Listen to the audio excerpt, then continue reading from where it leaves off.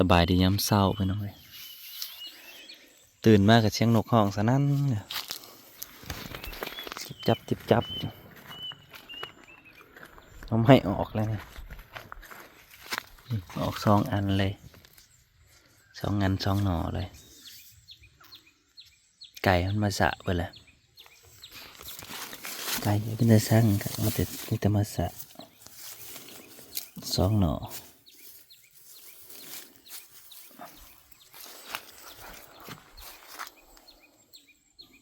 ปีหนาหรือว่าอีก2 ปี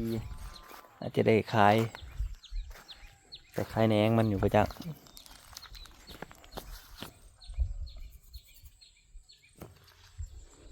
มา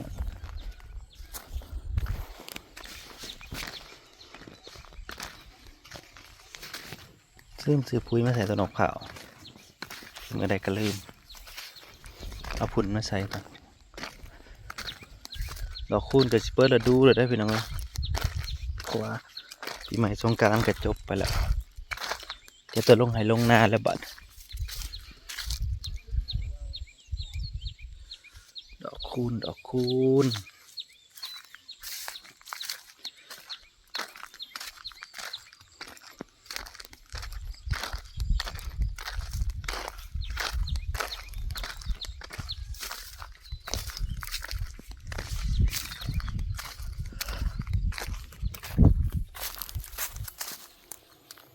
นาว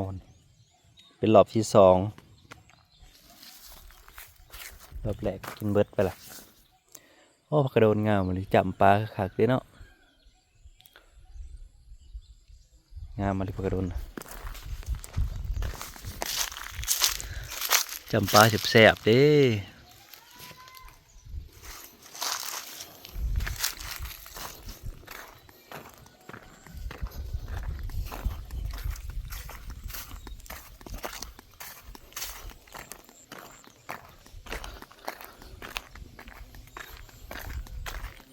ไก่เข้ามาทุกที่เลยพี่น้องเอ้ยย่ำหน้ากันเลยยังอีกบ่พอเดือนบ่พอกี่เดือนบ่พอเดือนยังเพิ่งก็เดือนเดียวมึงเปิดเรื่องหน่อยเดียวกินอยู่จากมือก่อนไก่เข้ามาแล้วเจาะเข้ามาเรื่อยๆไก่จะได้นั่นแหละฮะขอหอดไว้เถอะอยากหาอยู่หากินเด้มันแห้งแล้งลายอันนี้ถ้าเราเอาเบิ่งเงินน้ำไม้ก็น้อยปลูกไว้อันนี้ก็ขึ้นใหม่แหละนี่ขึ้นมาเสริมอันนี้ยังไม่ทันออกหน่อแต่ว่าคือสีบัวเฮิงวันใดจะออกหน่ออยู่แล้วเบิ่งกำลังน้ำไม้ต้นผักคะ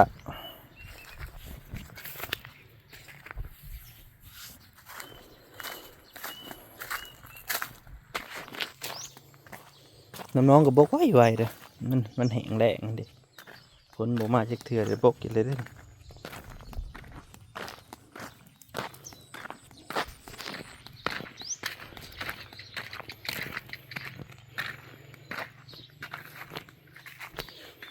ปลูกยานางนี่2 อันนั้น2 บี้เด็กน้อยก็เตรียมตัวไปเรียนแล้วพี่น้องเอ้ยเตรียมตัวไปเรียน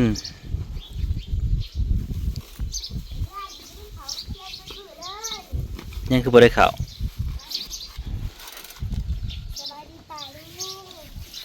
บ้านนี่ครูไปสาย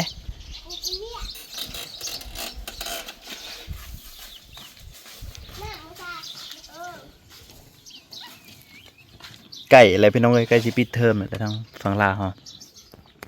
หลังสงกรานต์อีกบ่เฮิงบ่ได้ดอกอาจจะปิดในเดือนนี้ก็เป็นไปได้ใกล้สิเสียงภาคเรียนแล้วแหละแต่ข่าวเขาเฮียนก็มีแต่มาฮอดหลังสงกรานต์แล้วโอ้ยเริ่มดีใจแล้วสิได้ปิดเรียนแล้ว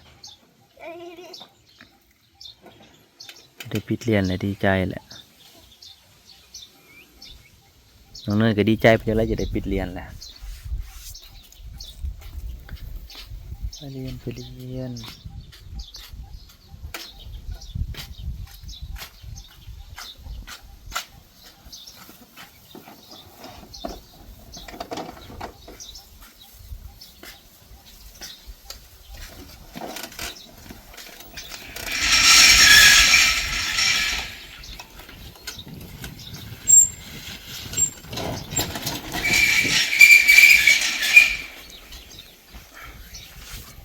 ไปแล้ว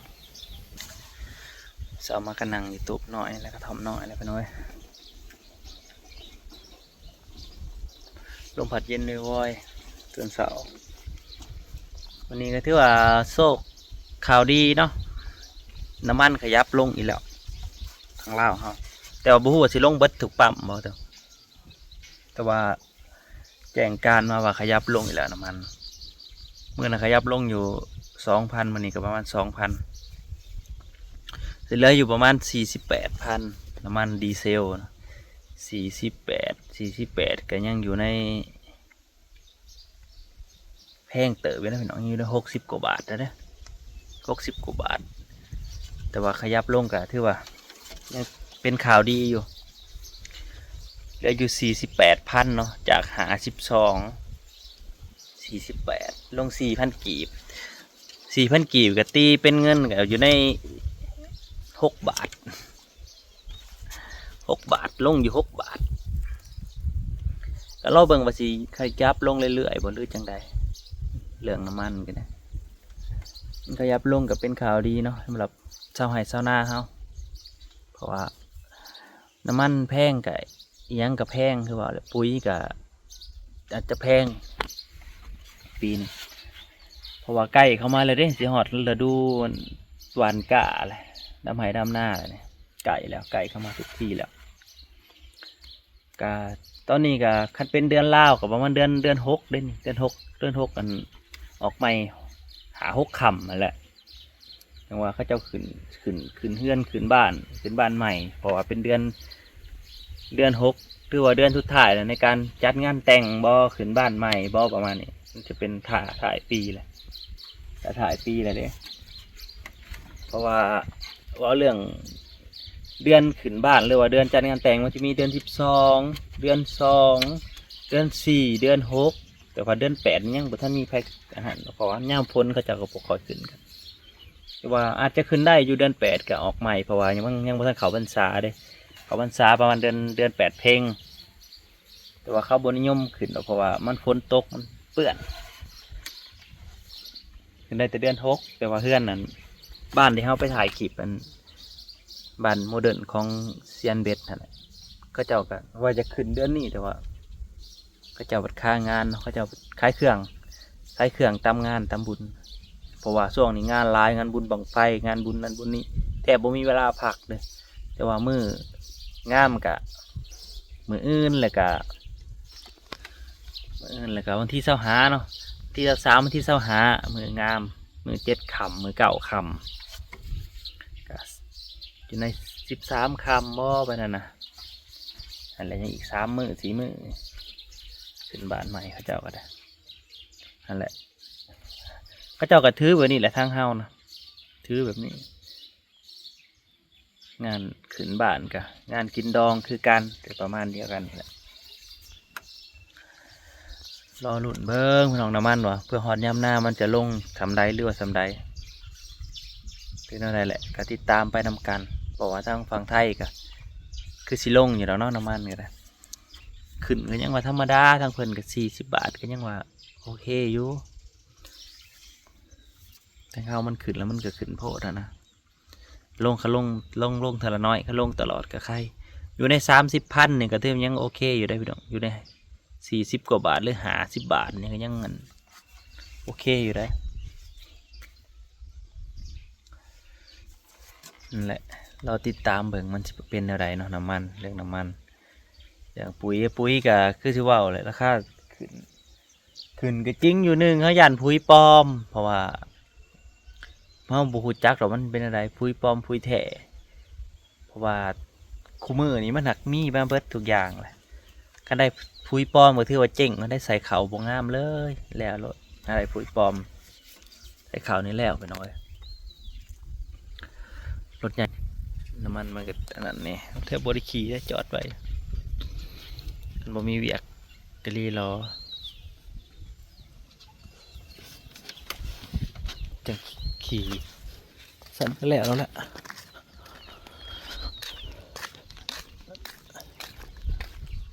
แต่ว่าบ่ได้ขี่เลยจอดไว้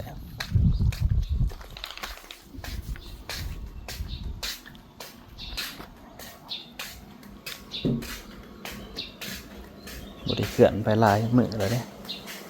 ไปแต่มื้อวันที่ไปงานบ้านใหม่ก็บ่ได้ขี่เลยบางคนเขาก็จนว่าไปก็ฮ้อนๆแดดก็ขี่รถจักรว่าซั่นรถใหญ่มีก็บ่ขี่